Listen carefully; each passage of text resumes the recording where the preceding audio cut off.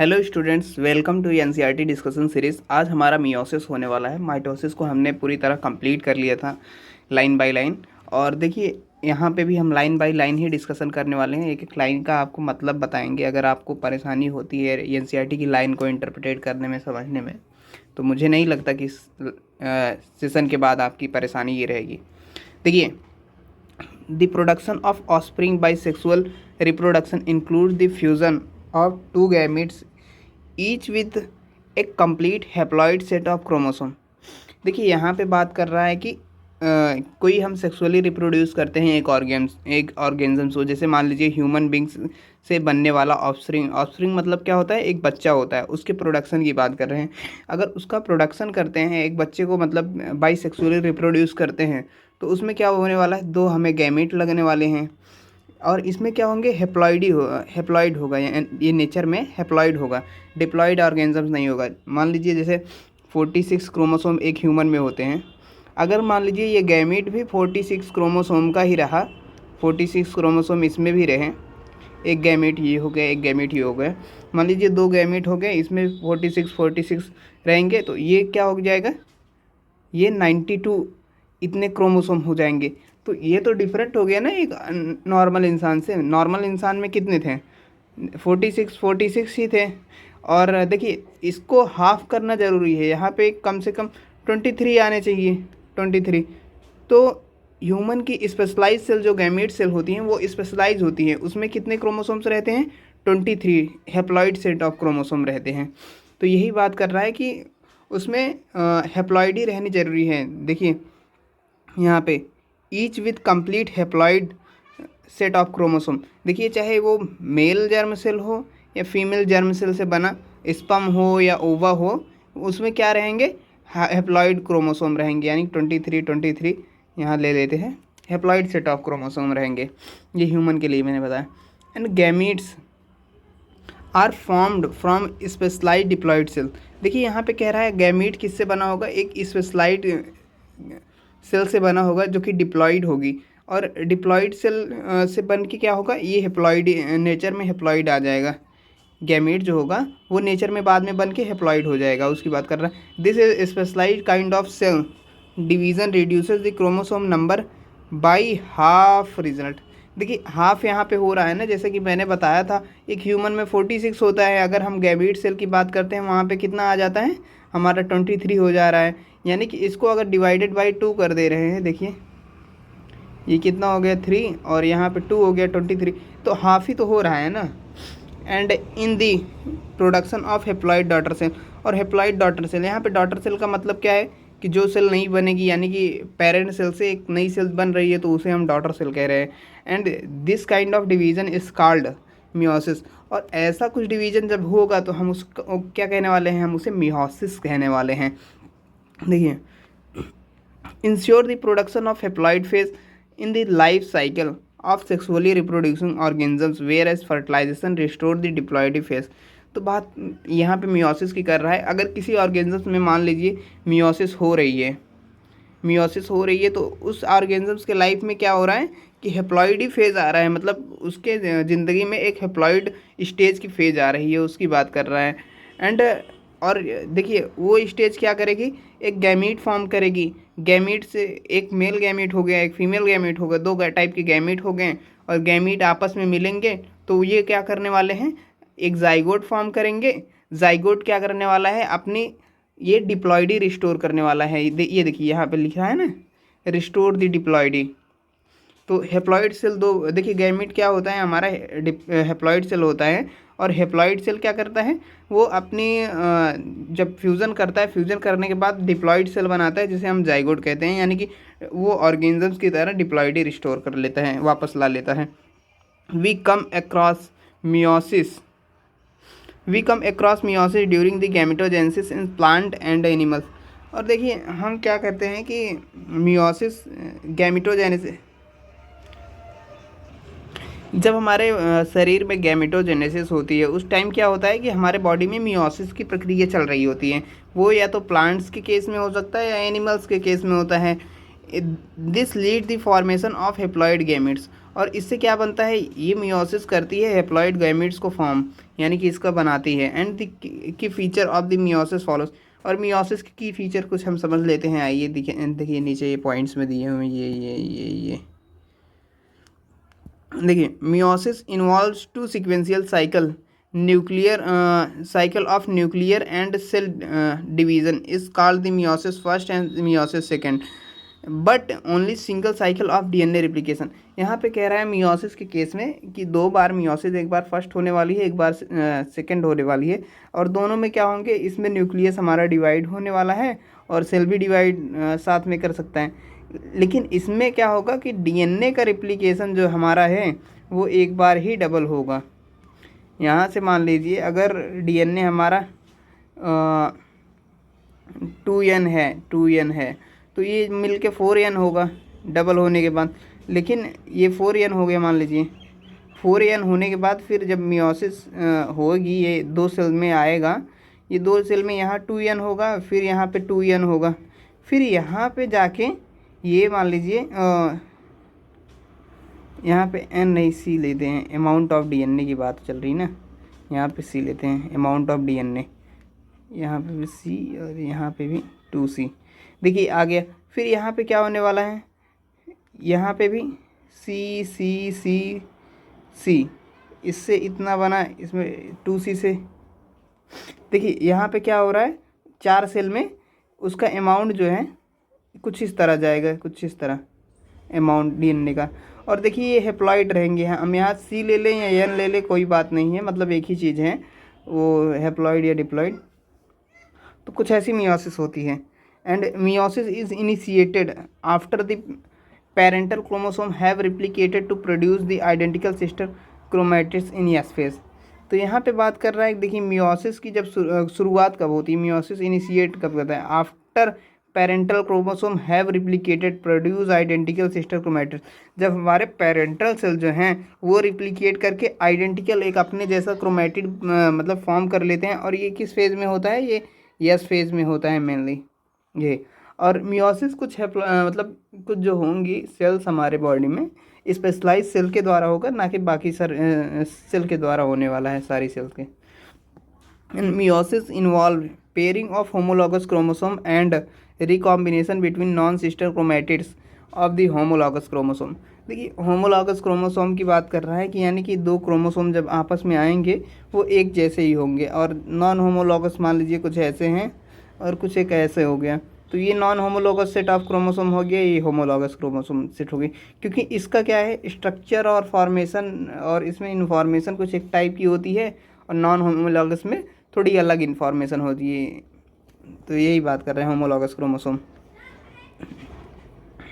और ये क्या करते हैं, रिकम्बाइन करके उसमें जेनेटिकली वेरिएशन लाते हैं। नई जो जनरेशन होती है मियोसिस के थ्रू जो बनती है उसमें जेनेटिकली वेरिएशन होता है। And 4 haploid cells are formed at the end of meiosis. देखिए मैंने आपको दिखाया था 4 एन सी करके ऐसा कुछ दिखाया था, तो वहाँ पे एन ले लो तो भी हैप्लॉइड का ही सिंबल है। तो यहाँ पे क्या हो रहा था, 4 सेल फॉर्म की थी हम लोगों ने, तो वही बोल रहा है कि 4 सेल बनती है। देखिए प्रोफेज 1, मेटाफेज 1, एनाफेज 1, टेलोफेज 1, ये सारी चीज़ें डिस्कस करेंगे। प्रोफेज 1 में कितने फेजेस होते हैं, यहाँ पे 5 फेजेस होने वाले हैं हमारे, और बाकी सब नॉर्मल चलेगा। देखिए यहाँ पे देखते हैं मियोसिस फर्स्ट की बात करते हैं। मियोसिस फर्स्ट में क्या होने वाला है, प्रोफेज फर्स्ट की सबसे पहले प्रोफेज ही आता है, तो इसकी बात कर लेते हैं। Prophase of the first meiotic division is a typically longer and more complex compare to the prophase of mitosis. देखिए यहाँ पे क्या कर रहे हैं कि अगर माइटोसिस के प्रोफेज की बात कर रहे हैं तो उससे हमारा मियोसिस वाला प्रोफेज जो है माइटोसिस के प्रोफेज से हमारा मियोसिस का प्रोफेज जो है ये काफ़ी ज़्यादा लंबा होने वाला है, क्योंकि इसमें काफ़ी कॉम्प्लेक्स प्रोसेसेस चल रहे हैं। देखिए मोर कॉम्प्लेक्स बात कर रहे हैं ना। And it has been further subdivided into 5 phases. देखिए 5 फेजेस की बात की थी हमने, ये फर्दर 5 फेजेस में डिवाइडेड होगा based on chromosomal character, chromosomal behaviour, leptotene, zygotene, pachytene, diplotene and diakinesis. ये देखिए ये हमारे पांचों फेजेस हो गए हैं, leptotene, zygotene, pachytene, diplotene and diakinesis इसमें डिवाइड होगा। और देखिए इसमें काफ़ी कॉम्प्लेक्स प्रोसेस चलने वाली है, हम एक एक चीज़ को देखते हैं। During leptotene stage the chromosome become gradually visible under light microscope. देखिए इसमें क्या होता है, क्रोमोसोम कॉम्पैक्ट होकर थोड़ा लाइट माइक्रोस्कोप में, जो नॉर्मल माइक्रोस्कोप होता है हमारा, तो उसमें अगर दिखने लगें तो हमारा प्रोफेज का लिप्टोटिनी स्टेज स्टार्ट हो गया। The compaction of chromosome continue throughout the leptotene. और क्रोमोसोम का क्या होता है, कॉम्पेक्शन पूरे लिप्टोटिनी फेज में हमारा चलता रहता है। देखिए यहाँ पे कह रहा है compaction of chromosome throughout leptotene, जब तक लिप्टोटिनी रहेगा तब तक चलता रहेगा। Followed by second stage of prophase called zygotene. देखिए यहाँ पे बात कर रहे हैं कि लिप्टोटिनी के बाद जो हमारी सेकेंड स्टेज होने वाली है उसको हम जाइगोटिनी कहेंगे, और लिप्टोटिनी में खाली कॉम्पेक्शन ही हो रहा है और कुछ हो रही नहीं रहा है। And during this stage chromosome start pairing together. Chromosome क्या करेंगे, एक दूसरे से पेयर बनाने लगेंगे। और ये कैसे क्रोमोसोम होने वाले हैं, ये क्रोमोसोम जो हैं हमारे, ये होमोलॉगस क्रोमोसोम होंगे, यानी कि एक दूसरे के आइडेंटिकल ही होंगे। ये नॉन होमोलॉगस होमोलॉगस की बात मैंने की थी, वैसे कुछ होंगे, ये होमोलॉगस होंगे एक जैसे नेचर में। And this process of association called synapsis. और देखिए ये जब आपस में एसोसिएट करेंगे तो उस प्रोसेस को हम साइनेप्सिस कह रहे हैं, और यहाँ पे कुछ केमिकल आ जाएगा, उसी के थ्रू आपस में ये ज्वाइन रहेंगे। तो उस केमिकल की बात कर लेते हैं, उससे कहेंगे हम साइनोप्टोनिमल कॉम्प्लेक्स। देखिए यहाँ पे ये जो केमिकल हो गया यहाँ पे हमारा, ये ऐसा कुछ, ये यहाँ पे देखिए एनसीईआरटी यहाँ पे लिख रही है साइनोप्टोनिमल कॉम्प्लेक्स। तो वो केमिकल होने वाला है हमारा, जिससे ये एसोसिएट होंगे, association called synapsis. Such paired chromosome called homologous chromosome. ऐसे पेयर क्रोमोसोम को जो आपस में सिमिलर हों, ऐसे जब क्रोमोसोम आपस में पेयर करेंगे तो उन क्रोमोसोम्स को हम कहने वाले हैं homologous chromosome. And electron microscope of this indicate that chromosome synapsis completed by formation of complex structure is called synaptonemal complex. देखिए और इस प्रोसेस को हम मेनली हम देखिए माइक्रोग्राफ लिख रहा है। माइक्रोग्राफ का मतलब यहाँ पे देखिए इलेक्ट्रॉन माइक्रोग्राफ, यहाँ पे मतलब है कि इलेक्ट्रॉन माइक्रोस्कोप, जो हम किसी चीज़ को डीप स्टडी करने के लिए देखते हैं इलेक्ट्रॉन प्रोटॉन, तो उस टाइप के कुछ माइक्रोस्कोप में जब हम इसकी स्टडी करेंगे तो हमें दिखने वाला है ये कॉम्प्लेक्स स्ट्रक्चर, जिसे हम कह रहे हैं साइनेप्टोनिमल कॉम्प्लेक्स। यही हमारी साइनेप्सिस करवाएगा, क्रोमोसोम की साइनेप्सिस करवाएगा। And the complex is formed by a pair of synapsed homologous chromosome is called bivalent और tetrad। और यहाँ पे जो हमने बात की है, देखिए ये स्ट्रक्चर जो हमारा पेयर में आ रहा था, इसको हम क्या कहने वाले हैं, या तो इसे हम बाईवैलेंट कह सकते हैं, या हम कहने वाले हैं इसको टेट्राड। देखिए इसका बाईवैलेंट और टेट्राड का मतलब कुछ ऐसा निकल रहा है, देखिए ये कुछ ऐसा है, और ये एक कॉम्प्लेक्स स्ट्रक्चर से अपने आप को क्या कर रहा है, ये जोड़े हुए हैं।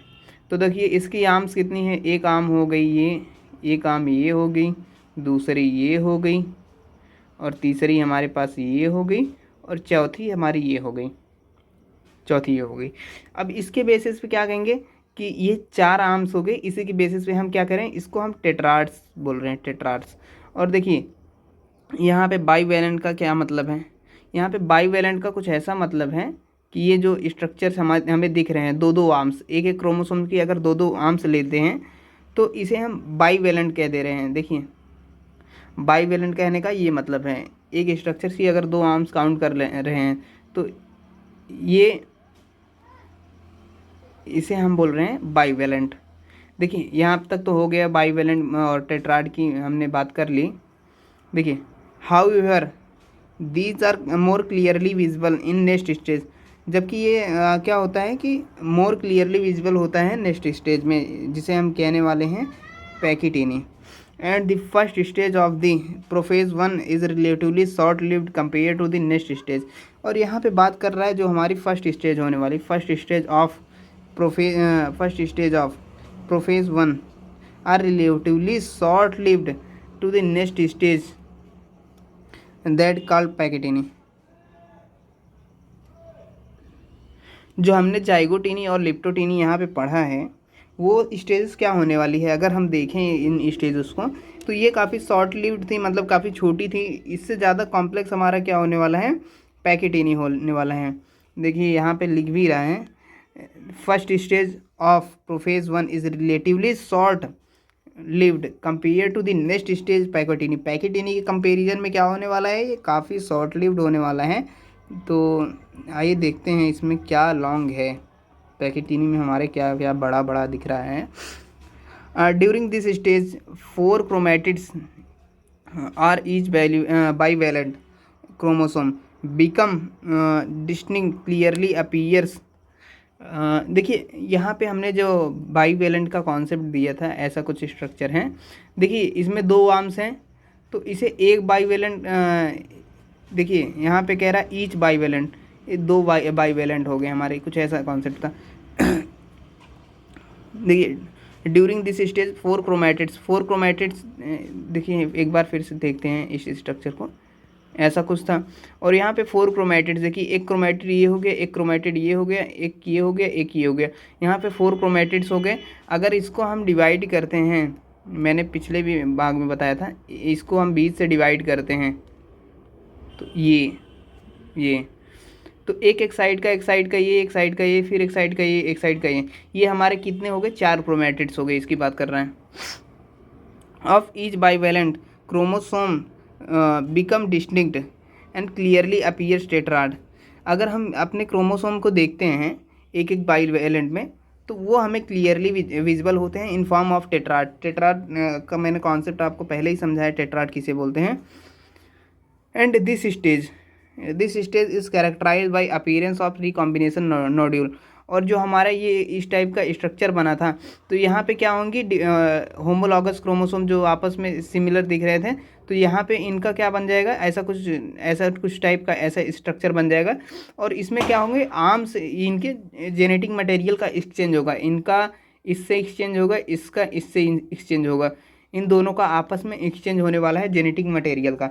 और इसी आर्म्स को क्या कह रहे हैं, ये जहाँ पे बन रहा है उसे हम देखिए, यहाँ जहाँ जहाँ रिकॉम्बाइन कर रहा है, यहाँ पे हम इस वर्ड को देखिए, रिकॉम्बिनेशन नोड्यूल, जहाँ पे ये कंबाइन कर रहा है वहाँ पे हम इसे बोल रहे हैं recombination nodule. And this site eight which crossing over occur between the non sister chromatid. देखिए ये जो एक क्रोमेटिड ये हो गया, एक ये हो गया, ये हो गया, ये हो गया, और ये दोनों आपस में क्या हैं, ये दोनों आपस में सिस्टर क्रोमेटिड्स हैं।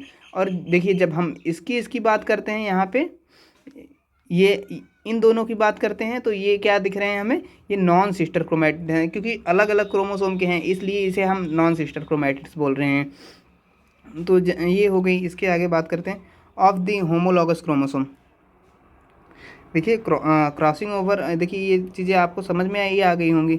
देखिए appearance of recombination nodule 2 homologous chromosome के बीच में बनता है और उसके बीच में क्रॉसिंग ओवर होती है। जैसे कि हमने बताया कि उसकी जो आर्म्स थी वो आपस में लिपट जाती हैं और वहाँ से क्या होता है, जेनेटिक मटेरियल का एक्सचेंज होता है बिटवीन नॉन सिस्टर क्रोमेटिड्स। जो नॉन सिस्टर क्रोमेटिड्स हैं उनकी आर्म्स आपस में मिलती हैं। एंड होमोलॉगस क्रोमोसोम, तो यहाँ पे बात कर रहा है होमोलॉगस क्रोमोसोम की नॉन सिस्टर क्रोमेटिड्स की आर्म्स जो हैं वो आपस में मिलती हैं।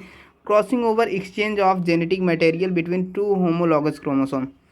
देखिए वही बात की है जो कि मैंने बता दी, क्रॉसिंग ओवर एक्सचेंज होता है यहाँ पे जेनेटिक मटेरियल का बिटवीन 2 होमोलॉगस क्रोमोसोम। जो 2 होमोलॉगस क्रोमोसोम हैं आपस में उनके ही जेनेटिक मटेरियल का एक्सचेंज होता है।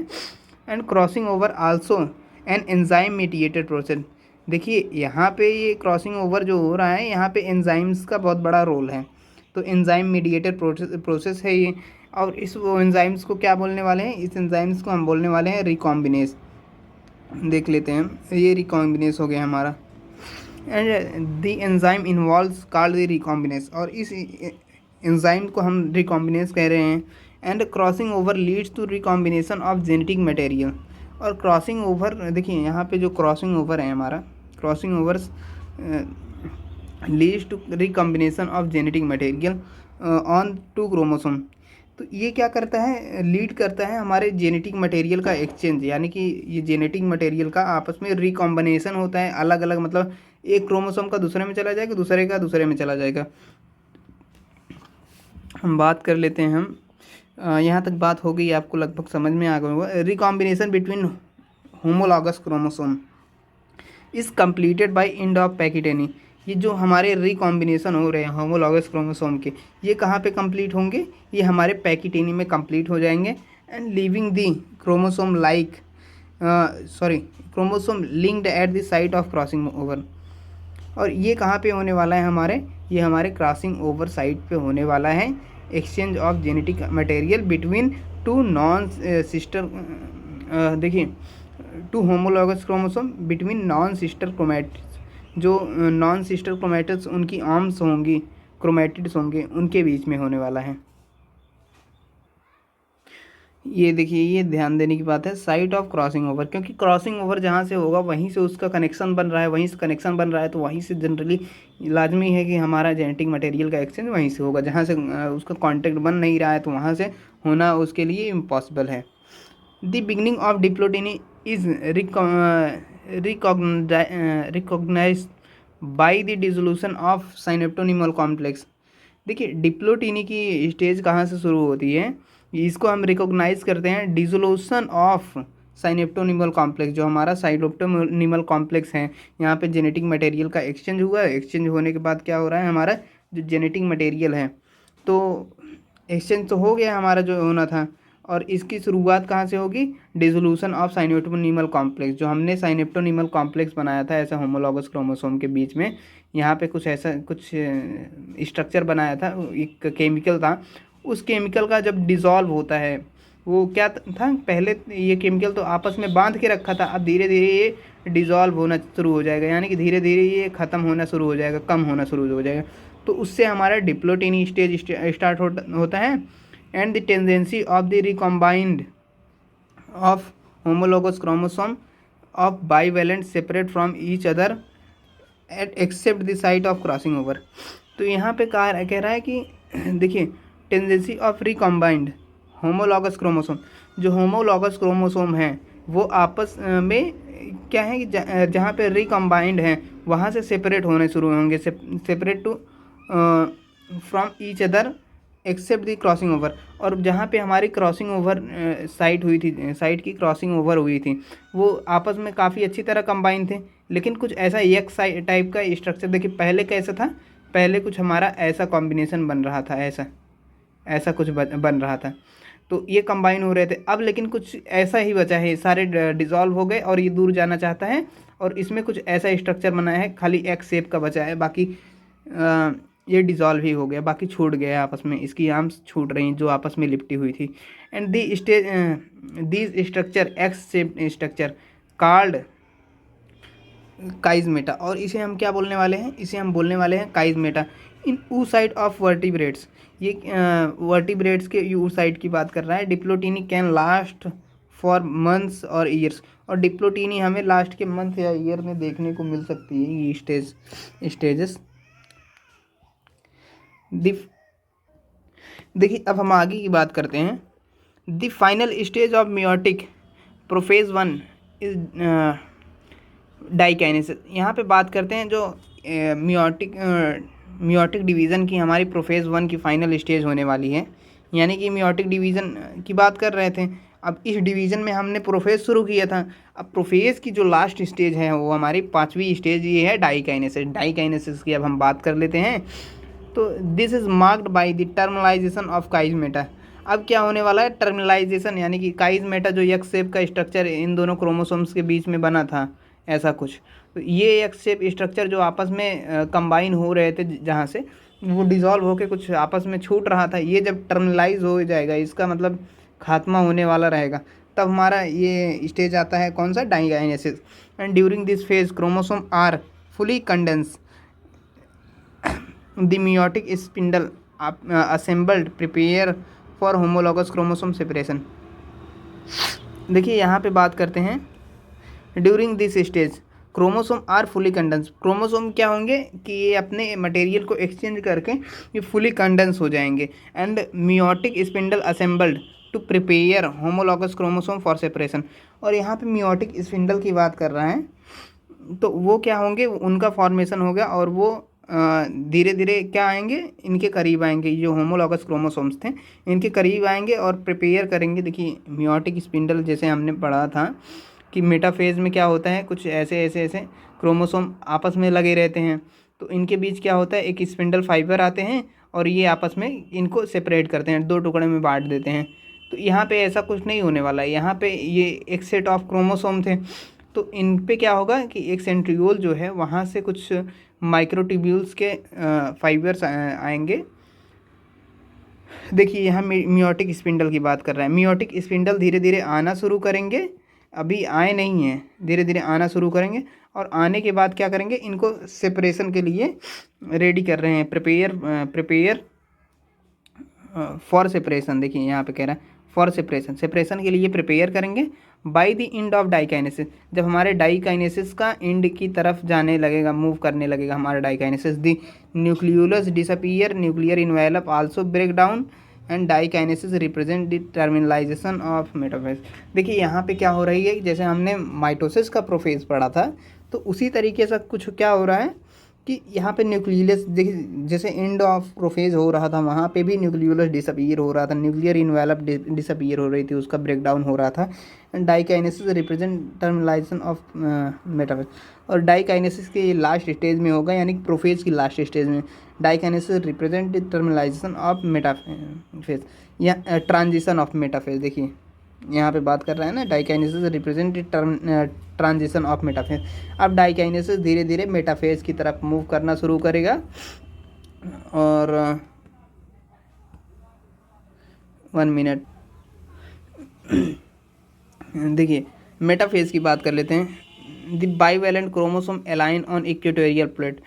अब हमारे जो बाईवैलेंट क्रोमोसोम थे, बाईवैलेंट का मतलब क्या है, या तो टेट्राड बोल दो या बाईवैलेंट बोल दो। बाईवैलेंट यानी कुछ आपस में ऐसे ऐसे कुछ दिख रहे थे हमारे क्रोमोसोम्स, 2 साथ में थे, और इन्हें टेट्राड भी बोल सकते थे हम, इन चारों आर्म्स को देख के टेट्राड बोल सकते थे या बाईवैलेंट। और एक को हम क्या कहने वाले हैं, एक को हम मोनोवैलेंट कह देंगे।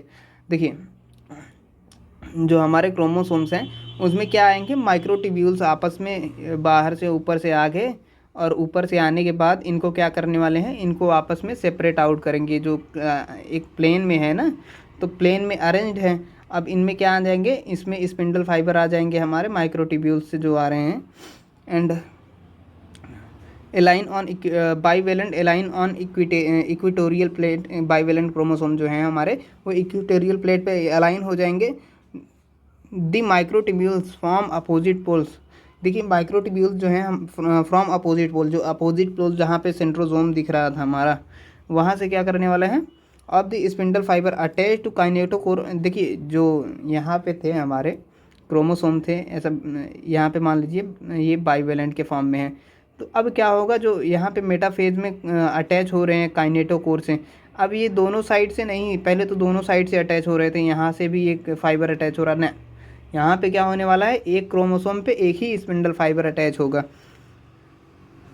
देखिए यहाँ पे बात कर लेते हैं, the microtubules from opposite pole. Microtubules opposite pole से अटैच होंगे स्पिंडल फाइबर के थ्रू, और attach to the kinetochore of homologous chromosome, homologous chromosome के काइनेटोकोर से अटैच हो जाएंगे। देखिए यहाँ पे स्ट्रक्चर में हमें साफ साफ दिखाया है कि इसमें दोनों तरफ से नहीं अटैचमेंट हो रही है हमारी। देखिए ये बार बार आ जा रहा है, परेशान कर दे। देखिए इसमें क्या हो रहा है, दोनों तरफ से हमारी ये पेन नहीं चल रही है, हाँ 1 मिनट। देखिए यहाँ पे दोनों तरफ से क्या हो रहा है, हमारे पास नहीं आ रहा है क्या, स्पिंडल फाइबर नहीं आ रहा है, और इसमें एक ही तरफ से स्पाइंडल फाइबर जा रहा है हमारे सेंट्रोजोम की तरफ। अब ये क्या होंगे, मेटाफेज में इनको सेपरेट आउट करेंगे, ये एक एक पोल पे लेके चले जाएंगे, एक पोल पे इधर एक पोल पे इधर, इनको लेके चले जाएंगे। और फर्दर क्या होगा, सेल डिवाइड करेगा 2 पार्ट में, और डिवाइड करने के बाद टीलोफेज 1 में पहुंच जाएगा। अब टीलोफेज 1 में क्या होने वाला है वो हम देखेंगे, मेटाफेज का हो ही गया। अब एनाफेज आ रहा है हमारा। देखिए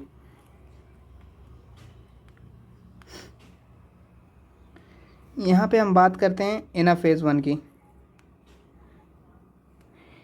दी homologous chromosome separate while sister chromatids remain associated. अब हम बात करते हैं होमोलॉगस क्रोमोसोम की। होमोलॉगस क्रोमोसोम जो थे आपस में वो सेपरेट हो जाएंगे, while sister chromatids are remain associated, और सिस्टर क्रोमैटिड्स हमारे क्या होने वाले हैं, ये एसोसिएटेड ही रहने वाले हैं, इनका कुछ बाल बाका नहीं होने वाला है। The nuclear membrane and nucleolus reappear cytokinesis follows this is called the dyad of cell. यहाँ पे बात कर रहा है कि न्यूक्लियर मेम्ब्रेन जो होगी और न्यूक्लियोलस हमारा होगा, इस फेज में क्या होने वाला है, ये रीअपीयर होगा, यानी कि फिर से दिखने लगेगा हमें, जो हमारे चांद सितारे खो गए थे वो हमें क्या होंगे, वो दिखने लगेंगे। अब रात्रि का टाइम आ गया। एंड साइटोकाइनेसिस, अब हमारी क्या होने वाली है, साइटोकाइनेसिस होने वाली है, follows this called dyad of cell. देखिए डायड ऑफ सेल का मतलब क्या है कि साइटोकाइनेसिस होके हमारी ये सेल दो टुकड़ों में बढ़ जाएगी, और ये टर्म किसके लिए यूज़ हो रहा है, ये डायड है हमारे, मोनोइड बोल सकते हैं इसे, डायड बोल सकते हैं, दोनों को मिला के आपस में। देखिए dyad of the cell form हो गया, ये हमारी फालतू की चीज़ें आ रही हैं। डायड ऑफ सेल हो गया हमारा।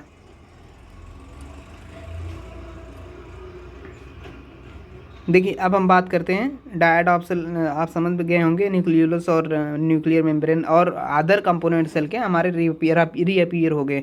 अब देखिए although many cases chromosome do undergo some depression, और कुछ केसेस में क्या हो जाता है, क्रोमोसोम अंडर डिप्रेशन में चले जाते हैं, and they do not reach extremely standard stage of the interphasing nucleus, और क्या ये नहीं रीच कर पाते हैं कहाँ पे, इंटरफेजिंग न्यूक्लियस की जो स्टेज होती है वहाँ पे नहीं पहुँच पाते हैं, जो स्टैंडर्ड स्टेज होती हैं।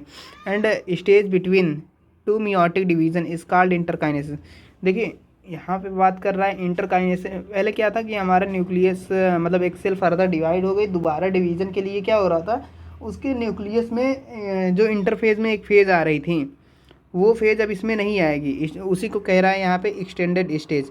वहाँ पे एक्सटेंडेड स्टेज का मतलब ये नहीं, मतलब कुछ और नहीं है, यहाँ पे यही मतलब होने वाला है कि हमारी जो एस फेज में स्टेज आ रही थी जहाँ पे हमारा क्रोमोसोम का रिप्लिकेशन हो रहा था, जेनेटिक मटेरियल डीएनए जो था वो रिप्लिकेट कर रहा था, अब यहाँ पे वो होने वाला नहीं है, वो कहानी वो कांड हो गए थे हमारे पहले ही।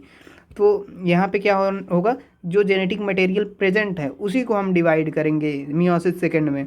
और यहाँ पे इंटरकाइनेसिस कब आ रहा है, ये टीलोफेज के बाद वाली आने वाली फेजेस हैं, जो कि मियोसिस 1 और मियोसिस 2 के बीच में यहाँ पे लिंक बनाती हैं, और यहाँ पे हमारा सेंट्रोसोम डबल होता है और कुछ नहीं होता है।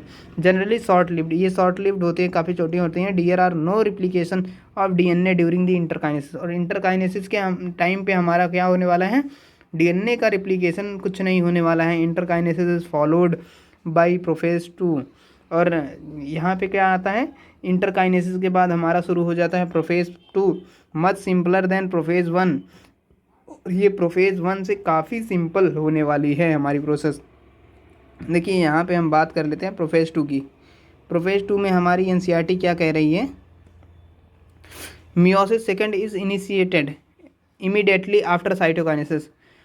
जो है हमारी क्या प्रोफेज सेकेंड की बात कर रहे हैं, मियोसिस सेकेंड में प्रोफेज सेकेंड कब स्टार्ट होगा हमारा, इनिशिएटेड इमीडिएटली आफ्टर साइटोकाइनेसिस। जब हमारी सेल डिवाइड हो जाएगी, दो टुकड़ों में बढ़ जाएगी, साइटोकाइनेसिस हो जाएगा, उसके बाद जस्ट होने वाली है, usually before the chromosome have fully elongated. जब हमारा क्रोमोसोम फुल्ली इलोंगेट नहीं हुआ रहेगा, यानी कि आपस को अपने आप को क्या करने का, उस फॉर्म में, मतलब ऐसे बिखरे बिखरे फॉर्म में सही से नहीं तोड़ पाएगा, तभी से हमारी ये स्टेज स्टार्ट हो जाएंगी, जिसे हम प्रोफेज सेकेंड कह रहे हैं। मार्क कर लेते हैं, initiated after cytokinesis usually before have fully elongated of chromosome. देखिए यहाँ पे जब हमारा क्रोमोसोम इलोंगेट नहीं कर पाता है फुल्ली, मतलब अपने आप को बिखेर नहीं पाता है, उसके पहले हमारी क्या होने वाली है, ये प्रोफेज सेकंड स्टेज शुरू हो जाने वाली है। In contrast to meiosis second, in contrast to meiosis first, meiosis second resemble to the normal. देखिए मियोसिस फर्स्ट की बात हो रही है यहाँ पे। मियोसिस फर्स्ट में हमने क्या देखा कि वो उसमें कुछ पैकिटीनी, जाइगोटीनी और ऐसे ऐसे स्टेजेस आ रही थी। अब मियोसिस सेकंड में हमारा क्या होगा कि ये थोड़ा माइटोसिस की तरह हमारी होगी। तो मियोसिस फर्स्ट जो है वो काफ़ी कॉम्प्लेक्स प्रोसेस थी। अब हमारी क्या होने वाली है, ये meiosis second resembles normal mitosis, ये हमारी नॉर्मल माइटोसिस की तरह दिखने वाली है। The nuclear membrane disappear end of prophase second and chromosome again become compact, और क्रोमोसोम क्या होगा, फिर से कॉम्पैक्ट हो जाएगा और हमारी न्यूक्लियर मेम्ब्रेन जो होगी डिसअपियर होगी, और से भी जो पार्ट हैं हमारे सेल्स के वो भी डिसअपियर हो जाएंगे। डिसअपियर होने के बाद वो वापस से हमारे किस में आएंगे, टीलोफेज में। And eight the end of the stage align at the equator, देखिए यहाँ पे बात कर रहा है, जब इस स्टेज की बात करते हैं eight the end of chromosome align equator, यहाँ पे इक्वेटर में क्रोमोसोम का आने का मतलब क्या है, कुछ ऐसा एक लाइन में अरेंज हो जाएंगी। ये पहले तो साइटोप्लाज्म में ऐसे कुछ इधर उधर ऐसे इधर उधर कुछ भी करते हुए बिखरे थे यहाँ पे, लेकिन अब क्या होंगे, ये सारे क्रोमोसोम्स अब ऐसे कुछ लाइन में अरेंज हो जाएंगे। तो इसकी बात कर रहा है इक्वेटर पे चले आ रहे हैं, यानी कि मेटाफेजिक प्लेट पे। And the microtubules from opposite poles of spindle get attached, और देखिए माइक्रोट्यूब्यूल जो इस अपोजिट पोल की है उनसे हमारा स्पिंडल आएगा और इन इक्वेटोरियल प्लेट पे जो हमारे क्रोमोसोम्स पहुँचे हैं इन पे अटैच हो जाएगा। And to the kinetochore of sister chromatid, और सिस्टर क्रोमैटिड्स के काइनेटोकोर, यानी कि अब क्या हो रहा है, कुछ हमारा ऐसे क्रोमोसोम था तो उस पर काइनेटोकोर एक की मान लीजिए इस साइड पे लगाए, एक इस साइड पे काइनेटोकोर लगाएं।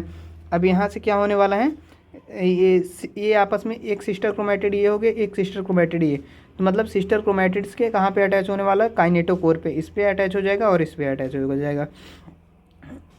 देखिए यहाँ पे बात कर रहे हैं सिस्टर क्रोमैटिड के काइनेटोकोर पे अटैच हो जाने वाला। देखिए अब हम धीरे धीरे बात कर लेते हैं एनाफेज 2 की। एनाफेज 2 की बात कर लेते हैं, यानी कि एनाफेज सेकंड जो मियोसिस सेकंड की फेज़ में हो रहा है। It begins with the simultaneous splitting of centromeres, और इसमें कहाँ से ये शुरुआत करेगा अपनी, साइमल्टेनियसली एक साथ जो क्रोमोसोम के सेंट्रोमियर रहेंगे, यानी कि सेंट्रोमियर कुछ ऐसा स्ट्रक्चर हमने यहाँ पे बनाया था जिससे ये अटैच हो रहा था, जिससे ये अटैच थे, तो उससे क्या होगा कि अब डिवाइडेड हो जाएगा, दो टुकड़ों में टूट जाएगा, एक ऊपर चला जाएगा एक नीचे चला जाएगा, यानी कि अपोजिट पोल्स पे चला जाएगा। तो इससे हमारा क्या होगा, इस प्रोसेस से हमारा होने वाला है एनाफेज शुरू, एनाफेज की शुरुआत होने वाली है।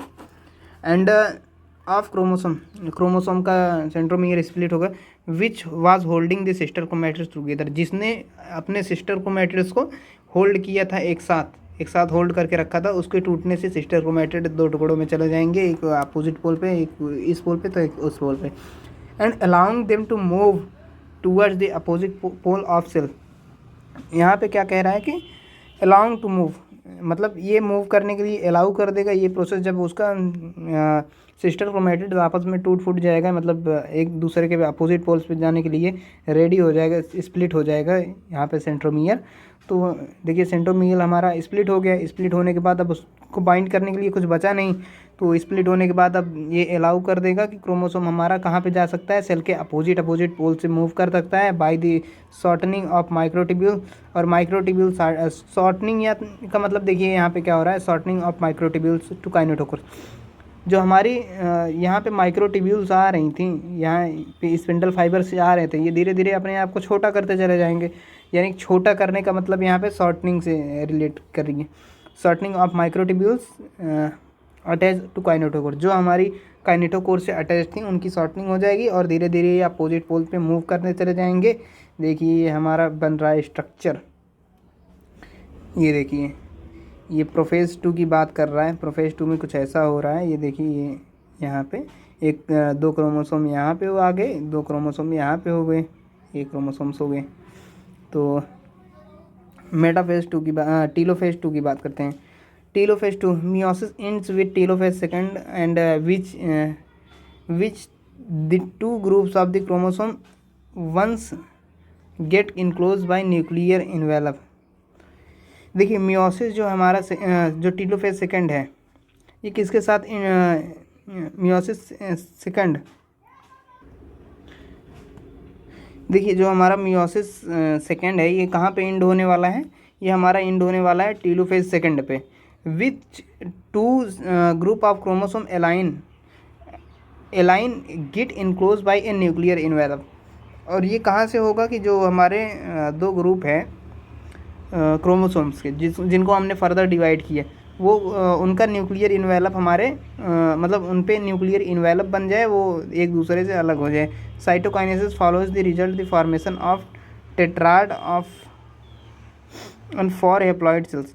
देखिए यहाँ पे क्या कह रहा है, साइटोकाइनेसिस फॉर्मेशन किसका कर और हमारे साइटोकाइनेसिस के थ्रू क्या होने वाला है, टेट्राड ऑफ द सेल बन जाएंगे। टेट्राड ऑफ द सेल का मतलब क्या है, टेट्राड ऑफ सेल। टेट्राड यानी कि देखिए यहाँ पे हमने कुछ बनाया था क्रोमोसोम का स्ट्रक्चर। तो क्रोमोसोम देखिए ये बाईवैलेंट थे, तो वहाँ पे जो इनकी एक एक आर्म्स थी यहाँ पे, वो क्या होंगी, अलग अलग हो जाएंगी। अलग अलग होने के बाद एक फर्दर एक एक क्रोमोसोम बना देंगी, उसी के साथ होने वाला है। और यहाँ पे हमने 4 सेल्स मतलब 4 सेल्स बना लिए थे। लास्ट स्टेज में हमने 4 सेल बना लिए थे।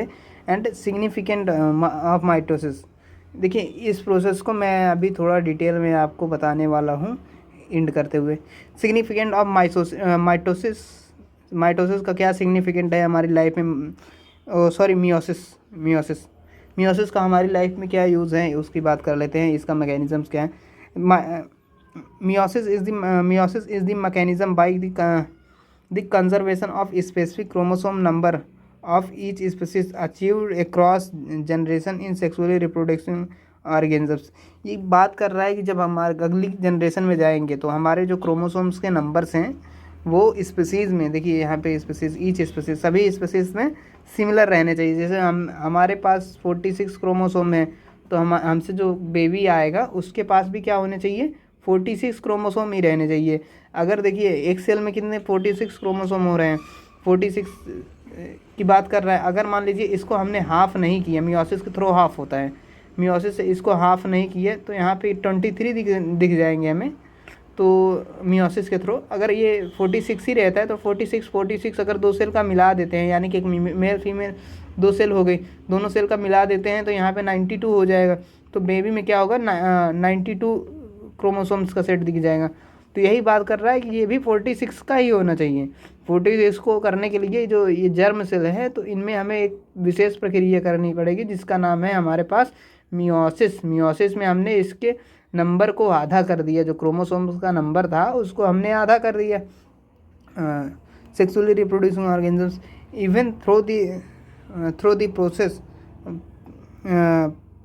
पर से paradox result in the reduction of chromosome number by half. और यहाँ पे क्या होने वाला है, इस प्रोसेस में हमारे क्रोमोसोम के नंबर हाफ हो जाने वाले हैं। It also increases the genetic variability, और इससे क्या होने वाला है कि हमारे जेनेटिकली वेरिएशन जो होगी वेरी करेगी। जैसे मान लीजिए कुछ आपके पिताजी में कुछ गुण थे, आपके माताजी में कुछ गुण थे, तो मदर फादर की जो आपस में कैरेक्टर्स हैं वो बच्चे में दोनों में आएंगे, कुछ कैरेक्टर्स आएंगे कुछ नहीं आएंगे। और जेनेटिक वेरिएबिलिटी यानी कि आप में आपके फादर जैसा पूरी चीज़ें सिमिलर नहीं है और आपके मदर जैसी पूरी सिमिलर चीज़ें नहीं है। कुछ मदर का कैरेक्टर आएगा, कुछ फादर का, तो आप उनसे थोड़ा अलग हो जाओगे, कुछ सोचने में, कुछ करने में, कुछ चेहरे में अलग हो जाओगे। तो उसकी बात कर रहे हैं जेनेटिक वेरिएबिलिटी। देखिए genetic variability in the production of organisms from the generation to next generation.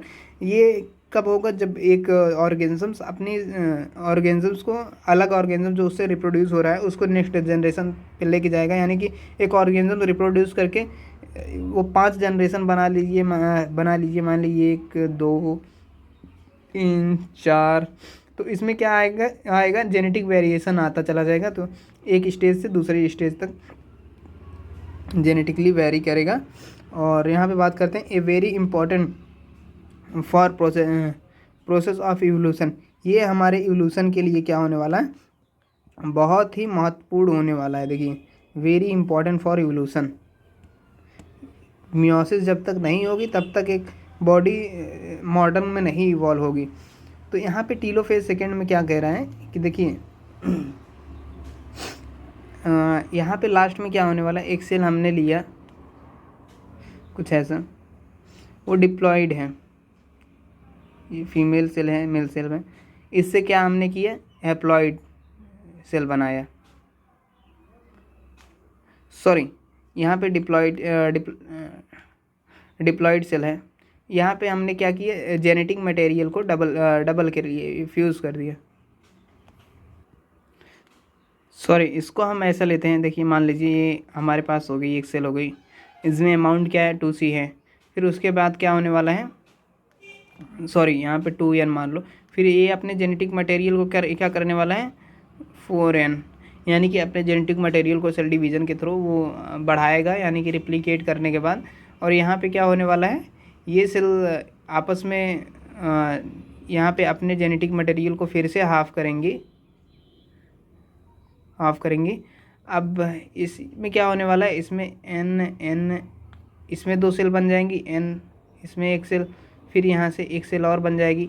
ये हेप्लॉइड हो गई, यानी कि यहाँ पे डिप्लॉइड सेल था हमारे पास,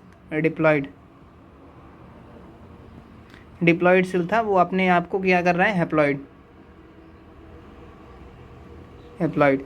तो इसका मतलब यहाँ पे ये सारी प्रोसेस जो हो रही है मियोसिस की, लास्ट में रिजल्ट क्या आने वाला है, इसका हैप्लॉइड सेल रिजल्ट आने वाला है, ऐसा कुछ। तो मुझे आशा है आप सब समझ गए होंगे। इसके साथ हमारा ये चैप्टर एंड होता है। और कोई भी आपको डाउट हो तो वो कमेंट में डाल दीजिएगा, मैं आपकी सारी एक्सप्लेनेशन कर दूंगा। Thank you for watching.